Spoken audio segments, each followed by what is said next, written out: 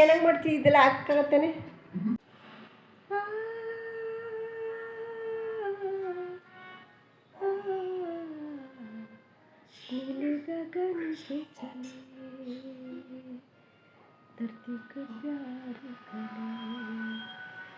ಹೇಗಿದ್ದೀನಿ ಹೋಗ್ಬಿಟ್ಟು ಇದನ್ನ ವಾಪಸ್ ಕೊಟ್ಬೇಡ ಅಂತ ಅಂದ್ಕೊಂಡಿದ್ದೀನಿ ಗೈಸ್. ಗೊತ್ತಾ, ಚೆನ್ನಾಗಿದೆ ಪಿಂಕು, ಕೊಟ್ಟಲು ಬೇಡವೋ ಅಂತ ಅನ್ನಿಸ್ತಾ ಇದೆ.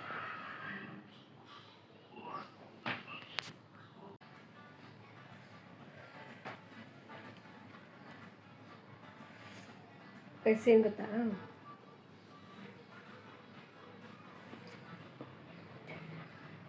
ಇದು ಡ್ರೆಸ್ಸು ತುಂಬ ಚೆನ್ನಾಗಿದೆ ಆ್ಯಕ್ಚುಲಿ. ಇಟ್ಕೊಳ್ಳೋಣ ಅಂದರೆ ಇಲ್ಲಿ ಮಧ್ಯೆ ಒಂದು ಇಲ್ಲಿ ಸ್ಪ್ರಿಲ್ ಬಂದುಬಿಟ್ಟಿದೆ, ಮತ್ತು ತೋಳು ತುಂಬ ಶಾರ್ಟ್ ಅಲ್ಲ, ತುಂಬ ಲೆಂತಿ ಅನಿಸ್ತಿದೆ. ಕಲರ್ ಏನೋ ನನಗೆ ಪಿಂಕ್ ತುಂಬ ಇಷ್ಟ. ಕಲರ್ ಇಟ್ಕೊಳ್ಳೋಣ ಅಂದರೆ ತುಂಬ ಲೆಂತಿ ಬರ್ತಿದೆ.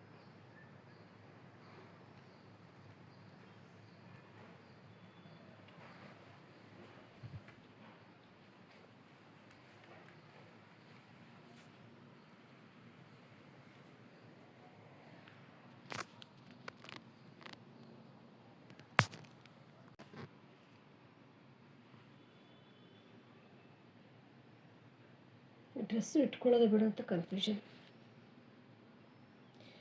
ನನಗೆ ಆ್ಯಕ್ಚುಲಿ ಕ್ಯಾಮ್ರಾ ಹಿಡಿಯೋಕ್ಕೂ ಬರಲ್ಲ.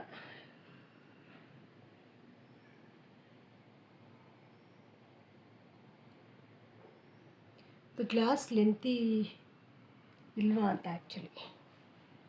ಗೈಸ್ ಈ ಡ್ರೆಸ್ಸು ಚೆನ್ನಾಗಿದೆ ಆ್ಯಕ್ಚುಲಿ, ಆದರೆ ತೋಳು ಸ್ವಲ್ಪ ಲೂಸು ಮತ್ತು ಉದ್ದ ಬಂದ್ಬಿಡ್ತು.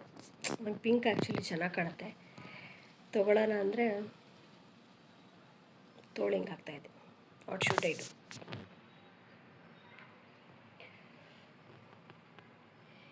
ಈ ಸುದಿನ ನಿನ್ನ ಜನ್ಮದಿನ, ಸಂತೋಷದ ಶುಭ ಸುದಿನ.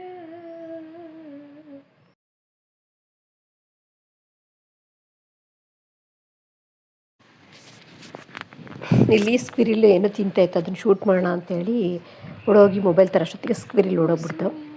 ಇಲ್ಲಿ ಮೇಲ್ಗಡೆ ಪಾರಿವಾಳಗಳು ಎರಡು ಮುದ್ದು ಮಾಡ್ತಾಯಿದ್ವಿ.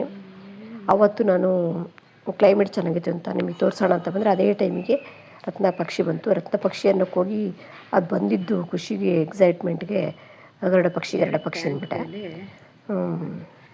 ಅದೇ ನಮಗೆ ಮನಸ್ಸಲ್ಲಿ ಏನಿರುತ್ತೋ ಅದೇ ಆಗುತ್ತೆ ಅಂತಾರಲ್ಲ, ಹಾಗೆ ಚಿಕ್ಕ ಚಿಕ್ಕ ಆಸೆಗಳು ನನಗೆ ಕಂಪ್ಲೀಟ್ ಆಗ್ತವೆ. ಇಲ್ಲಿ ಇರೋದು ಎರಡು ಪಾರಿವಾಳಗಳು ಸುಮಾರು ಹೊತ್ತಿಂದ ಒಂದಕ್ಕೊಂದು ಏನೋ ತಿನ್ನಿಸ್ಕೊಳ್ಳೋದು ಮುದ್ದು ಮಾಡ್ತಾ ಇರೋದು ಹಂಗೆ ಮಾಡ್ತಿದ್ವಿ. ಅದಕ್ಕೆ ಶೂಟ್ ಮಾಡೋಣ ಅಂದೆ. ನನ್ನ ಫೋನಲ್ಲಿ ಅಷ್ಟೊಂದು ಕ್ಲಾರಿಟಿ ಇಲ್ಲ, ಅಷ್ಟೊಂದು ನನಗೆ ವೀಡಿಯೋನು ಮಾಡೋಕ್ಕೆ ಬರೋಲ್ಲ. ಸುಮ್ಮನೆ ಹಂಗೆ ತೆಗ್ದೆ. ಚೆನ್ನಾಗವೆರಡು ಏನೇನೋ ತಿನ್ನಿಸ್ಕೊತಾ ಇದ್ವಿ.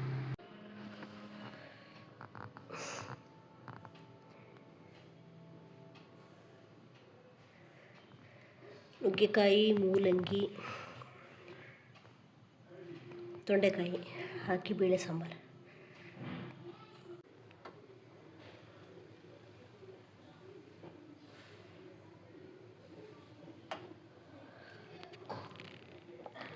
ಇದು ಮೆಹಂದಿ ಕಲಸೋಕ್ಕೆ ರೆಡಿ ಮಾಡ್ತಾಯಿದ್ದೀನಿ.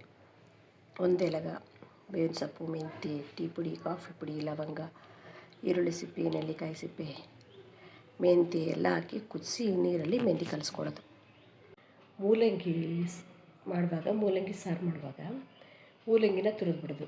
ಮೂಲಂಗಿ ತುರಿದು ಅದಕ್ಕೆ ಸ್ವಲ್ಪ ನಿಂಬೆಹಣ್ಣು, ಉಪ್ಪು, ಕೊತ್ತಂಬರಿ ಸೊಪ್ಪು ಹಾಕಿದ್ರೆ ಅದನ್ನು ನಾವು ಮೂಲಂಗಿದ್ದು ಜಜ್ಜಿ ಮೂಲಂಗಿ ಅಂತೀವಿ.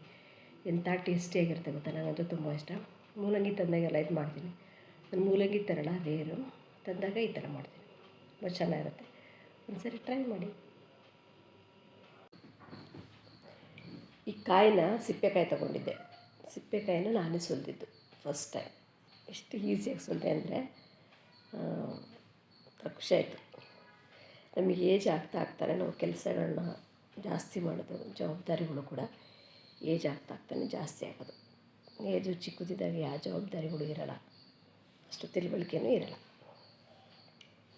ಇದ್ರದ್ದು ನಾರಿದೆಯಲ್ಲ, ನಾನು ಅವಾಗೆಲ್ಲ ಮದುವೆಗೆ ಮುಂಚೆ ಎಲ್ಲ ತೆಂಗಿನ ನಾರೇ ನಾವು ಪಾತ್ರೆ ತೊಳೆಯೋಕ್ಕೆ ತೊಗೊತಿದ್ದು. ನಾನು ಈಗಲೂ ಕೂಡ ಇದ್ರ ನಾರನ್ನೆಲ್ಲ ಕಲೆಕ್ಟ್ ಮಾಡಿಕೊಂಡು ದೇವ್ರ ಪಾತ್ರೆ ಉಜ್ಜೋಕ್ಕೆ ಇದೇ ನಾರಲ್ಲೇ ನಾನು ದೇವ್ರ ಪಾತ್ರೆ ಉಜ್ಜೋದು. ನಮ್ಮ ಮನೇಲಿ ಇವತ್ತು ಚಪಾತಿ, ಹೀರೆಕಾಯಿ ಚಟ್ನಿ. ಬನ್ನಿ ಚಪಾತಿ ತಿನ್ನೋಣ. ಹೀರೆಕಾಯಿ ನಮ್ಮ ಹುಡುಗಿ ತಿನ್ನಲ್ಲ, ಅದಕ್ಕೆಲ್ಲ ಎಲ್ಲೋ ಆರ್ಡ್ರ್ ಮಾಡಬೇಕು. ಅದಕ್ಕೆ ಹೀರೆಕಾಯಿ ಚಟ್ನಿ, ಚಪಾತಿ. ಗೈಸ್, ಇದೇನು ಗೊತ್ತಾ, ಇದು ತುಂಬಾ ಚಿಕ್ಕಿರುತ್ತೆ, ಗಟ್ಟಿ ಅಂದರೆ ಗಟ್ಟಿ. ಇದನ್ನು ಮಣ್ಣಾಕಿ ಗಿಡ ಹಾಕಬೇಕಲ್ಲ, ಅದಕ್ಕೆ ಹೋಲ್ ಮಾಡಬೇಕು, ಇಲ್ಲಾಂದರೆ ಗಿಡ ಬರಲ್ಲ ಅಂಥೇಳಿ ಇದು ಹೋಲ್ ಮಾಡೋಕ್ಕೆ ಎಷ್ಟು ಕಷ್ಟಪಡ್ತಿದ್ದೆ ಗೊತ್ತಾ. ಅವಾಗ ನೋಡಿ, ಇಲ್ಲಿ ಈ ಥರ ರಬ್ಬರ್ ಥರ ಹಾಕಿದ್ದಾರೆ, ಹಾಗಾಗಿ ಇದು ಬಂತಷ್ಟು ಬಿಟ್ಟರೆ ಇಲ್ಲಾಂದರೆ ಇದನ್ನು ಹೋಲ್ ಮಾಡೋಕ್ಕೆ ಸಾಧ್ಯನೇ ಇರಲಿಲ್ಲ. ಅಲ್ಲಿ ರಬ್ಬರ್ ಹಾಕಿದ್ರೆ ರಬ್ಬರ್ ಕಡೆ ಹೊಡೆದಾಗ ಅಷ್ಟೇ ಇದು ಓಪನ್ ಆಗಿದ್ದು, ತುಂಬ ಗಟ್ಟಿ ಇದಿಲ್ಲ. ಇದು ಒಂದೆಲಗ ಹಾಕಿದೆ, ಇದು ಏನು ಬರುತ್ತೆ ಅನ್ನೋ ಗೊತ್ತಿಲ್ಲ. ದಾಸವಾಳ ನೋಡ್ಬೇಕು. ಮಳೆ ಬಂದು ನಿಂತು ಹೋಗಿದೆ, ಮಳೆ ಬರುವ ಹಾಗಿದೆ, ಮನವೀಗ ಮಾಡಿದೆ, ಹೃದಯದಲ್ಲಿ ಕೂತು ನೀನು ಮುನ್ನ ಕೇಳಬೇಕಿದೆ. ಇನ್ನೊಂದು ತೋರಿಸ್ತೀನಿ. ಪಾಟಲ್ಲಿ ಅದಾಗದು ಮೆಣಸಿನ ಗಿಡ ಹುಟ್ಟಿರೋದು. ಈಗ ಮೆಣಸಿನ್ಕಾಯಿ ಹುಡ್ತಾ ಇದೆ ನೋಡಿ, ಕಾಣಲ್ವಾ? ಈಗ ಅನಿಸುತ್ತೆ.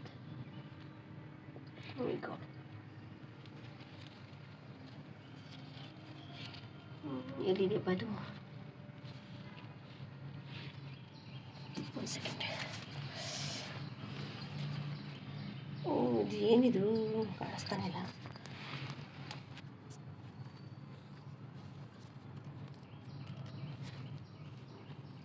ದಾಟ್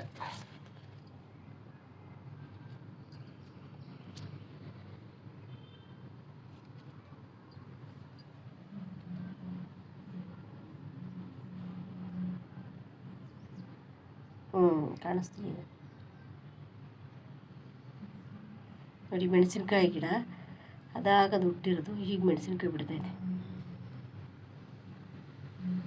ಸುಮಾರು ಬಿಡ್ತವೆ, ಹೂವುಗಳಾಗಿದ್ದಾವೆ.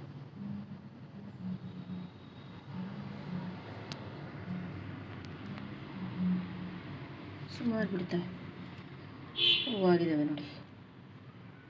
ಈಗ ಕಾಣಿಸ್ತೈತೆ ಮೆಣಸಿನ್ಕಾಯಿ. ನನಗೆ ಕ್ಯಾಮ್ರಾ ಹಿಡಿಯೋಕ್ಕೂ ಬರಲ್ಲ, ಕ್ಯಾಮ್ರಾ ಎಲ್ಲಿದೆ ಅನ್ನೋದು ಗೊತ್ತಾಗಲ್ಲ.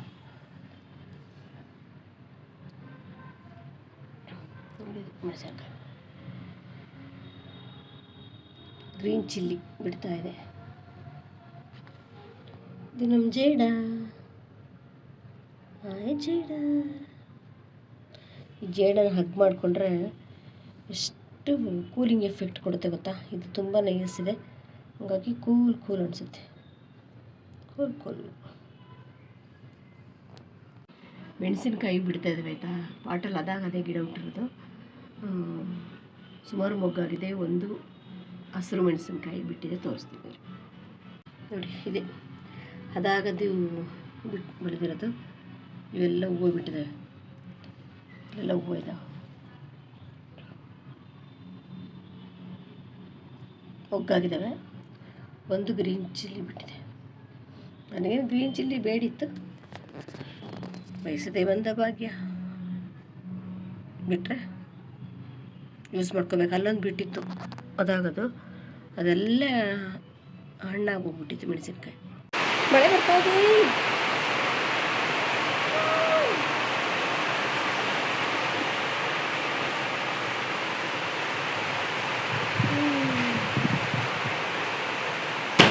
ಮಳೆ ಬರ್ತಾ ಇದೆ. ಕೆಲಸ ಇದೆ ಸಾಕು.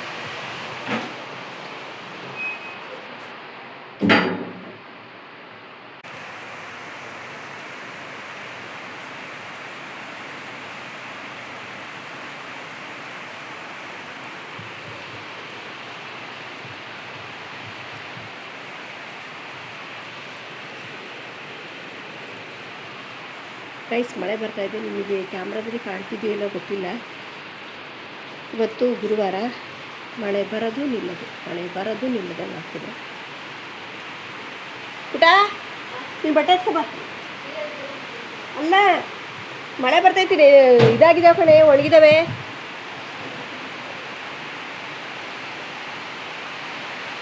ಮರ ನೋಡಬೇಕು ನೀವು, ಮರ ನೋಡಿದಾಗ ಮಳೆ ಲನಿತಾ ಇರೋದು ಕಾಣುತ್ತೆ. ಮೈ ಗಾಡ್, ಐ ಥಿಂಕ್ ಈ ಕಾಣ್ತಾ ಇದೆ ಅಂತ ಅನ್ಕೋತೀನಿ, ಮಳೆ ಬರ್ತಾ ಇರೋದು. ಮಳೆ ಮಳೆ ಮಳೆ ಮಳೆ ಜೋರು ಮಳೆ ನೋಡಿ ಗೈಸ್. ಮಳೆ ಬಂತು ಮಳೆ ಬಂತು, ಮಳೆ ಹನಿ ಹನಿಯಾಗಿ ಬಂದಿತು.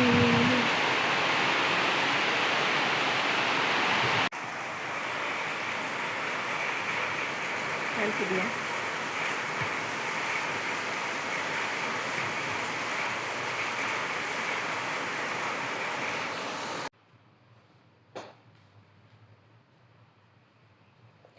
ಈಗ ಪಲಾವ್ಗೆ ತರಕಾರಿ ಹೆಚ್ಕೋಬೇಕು.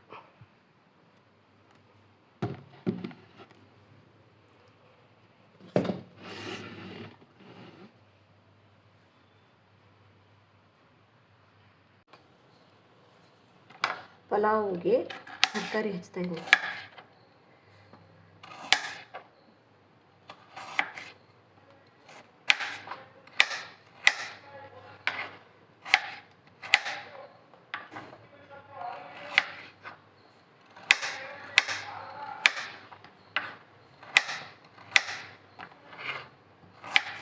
ಏನಾರ ಬಂದರೆ ತೊಗೊಳಕ್ಕೆ ಮೇಲಿಂದ ಹಿಡಿದೋಗೋದ್ರೇ ಕಷ್ಟ. ಸೆಕೆಂಡ್ ಫ್ಲೋರಲ್ಲಿ ಕೆಳಗಡೆ ಇದ್ದರೆ ಹೋಗ್ಬಿಡ್ಬೋದು.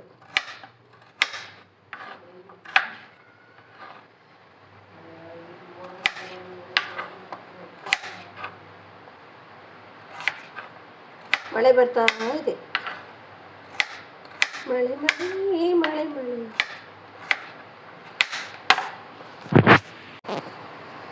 ಕ್ಯಾರೆಟ್ ಇತ್ತು, ಬೀನ್ಸ್ ಇತ್ತು, ಮತ್ತು ಹೂಕೋಸ್ ಇತ್ತು. ಹಂಗಾಗಿ ನನಗೆ ತರಕಾರಿ ಇದ್ಬಿಟ್ರೆ ಫಸ್ಟ್ ಮೈಂಡಿಗೆ ಬರೋದೇ ನನ್ನ ಫೇವ್ರೆಟ್ ಪಲಾವ್ ಮಾಡ್ಕೊಳ್ಳೋಣ ಅಂತ, ಅದಕ್ಕೆ ಮಾಡ್ತಾಯಿದ್ದೀನಿ.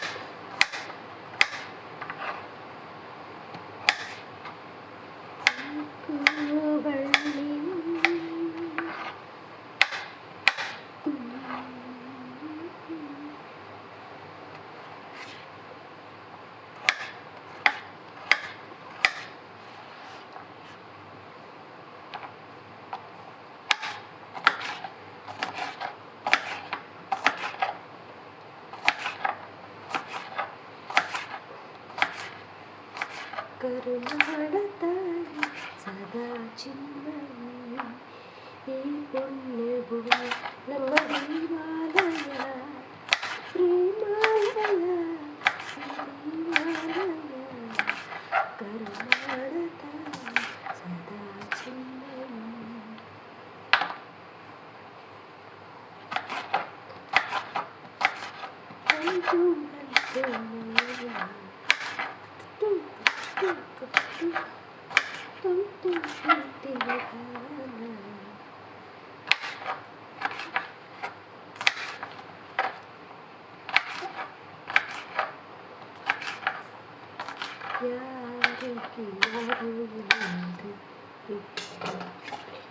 ಒಂದು ಕಣ್ಣಲ್ಲ ಸೊಲ್ರಿ ಅರ್ಥಸ್ಥೆ ಯಾರು.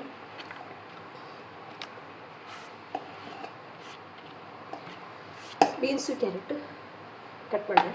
ಈಗ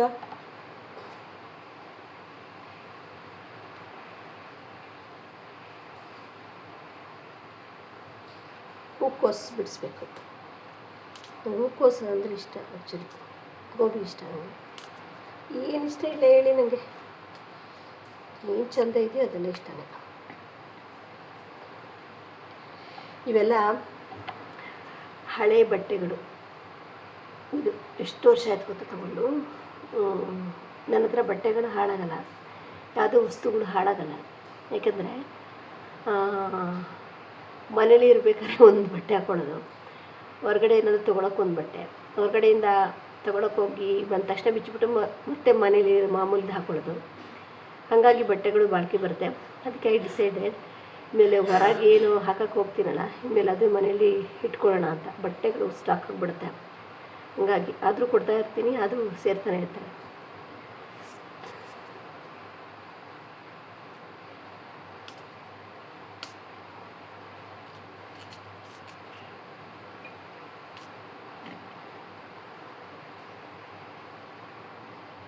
ಎಲ್ಲ ದಪ್ಪ ಆಗಿದ್ದೀನಿ ಅಂತ ಗೊತ್ತಾಗ್ತಿಲ್ಲ, ಅಥವಾ ಬಟ್ಟೆಗಳು ಚಿಕ್ಕದಾಗಿದೆ ಗೊತ್ತಿಲ್ಲ. ಟೈಟ್ ಅಂತ ಅನಿಸ್ತಾ ಇದೆ, ಫೀಲ್ ಆಗ್ತಾಯಿದೆ.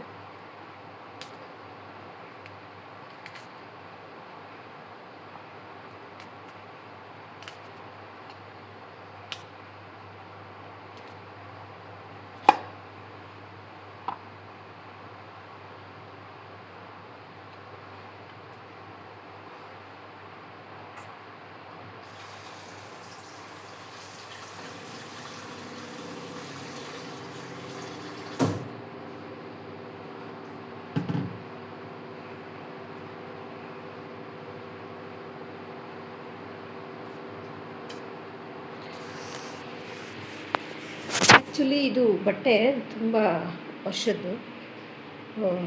ಟೈಟ್ ಆಗುತ್ತೆ.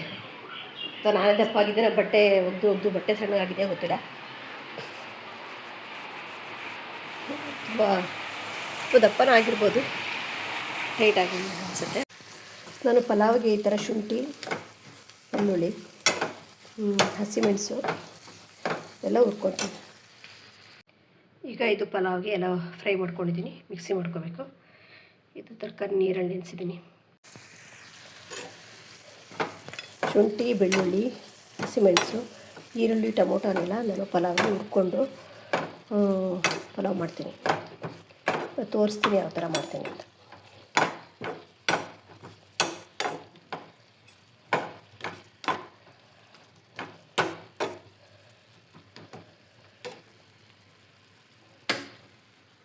ಪಾತ್ರೆ ಹೆಂಗೆ, ಇದು ಕುಕ್ಕರು ಹೆಂಗೆ ಅಂದರೆ ಸ್ಟೀಲ್ದು ತುಂಬ ವೆಯ್ಟ್ ಇದೆ.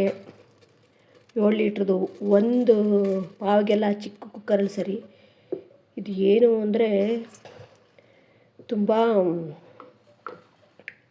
ಭಾರ, ಎತ್ತಕ್ಕೆ ಆಗಲ್ಲ, ಬೆಳಗಕ್ಕೆ ಕಷ್ಟ ಆಗುತ್ತೆ, ಅಷ್ಟು ವೆಯ್ಟ್ ಇದೆ ಸ್ಟೀಲ್ದೆಲ್ಲ. ಹಂಗಾಗಿ ಚಕ್ಕೆ ಲವಂಗ,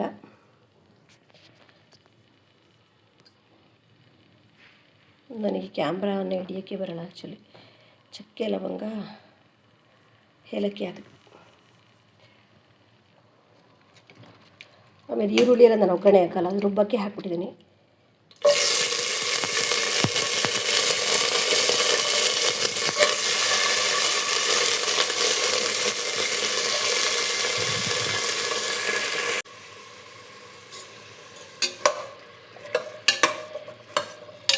ತರಕಾರಿ ಹಾಕಿ ಮಿಕ್ಸ್ ಮಾಡಿ ಸ್ವಲ್ಪ ಬೆಂದಾದಮೇಲೆ ರುಬ್ಬಿರೋ ಮಿಶ್ರಣನ ಹಾಕಿ ಅಕ್ಕಿ ತೊಳೆದು ಹಾಕಿ ಉಪ್ಪು ಹಾಕಿದ್ರೆ ರೆಡಿ ಟು ಹೀಟ್ ಪಲಾವ್.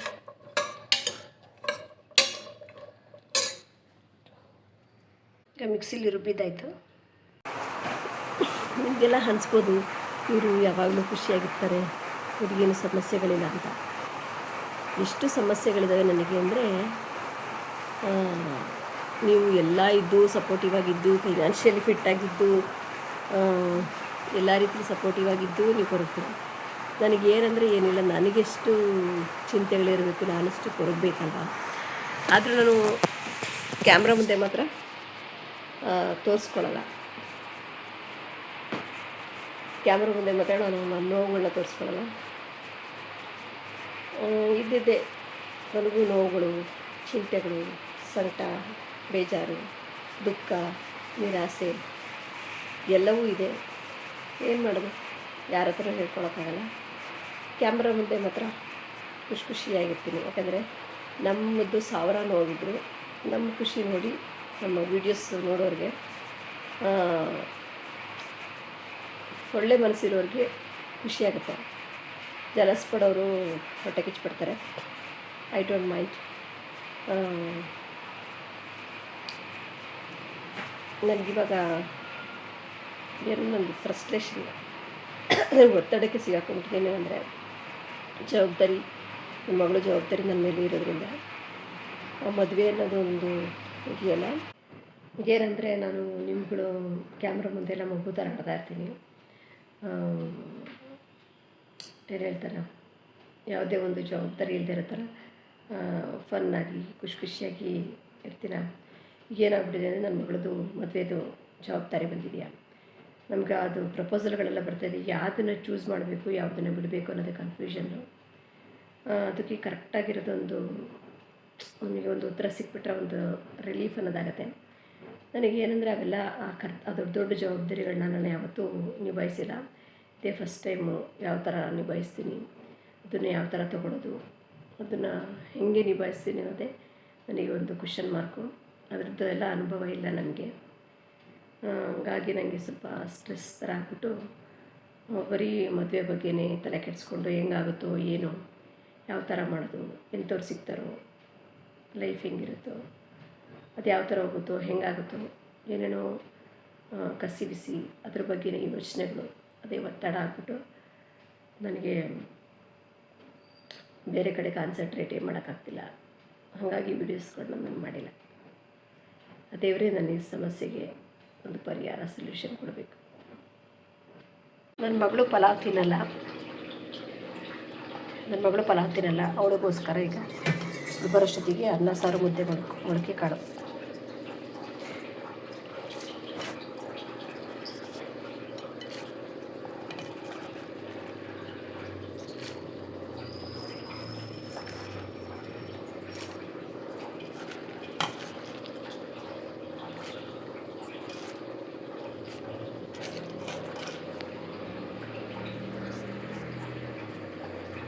ಇಷ್ಟನ್ನು ಹಾಗೆ ಖಾರದ ಪುಡಿ ಉಪ್ಪು ಹಾಕಿ ಹುರಿತೀನಿ. ಇದನ್ನು ಮಸಾಲೆ ಇಟ್ಟು ಮಾಡ್ತೀನಿ. ಅನ್ನ ಸಾರು ಮುದ್ದೆ ಮಾಡೋದು. ನಾನು ಕ್ಯಾಮ್ರಾ ಕಣ್ಣಿಗೆ ದಪ್ಪ ಕಾಣ್ತೀನಿ ಅಷ್ಟೇ.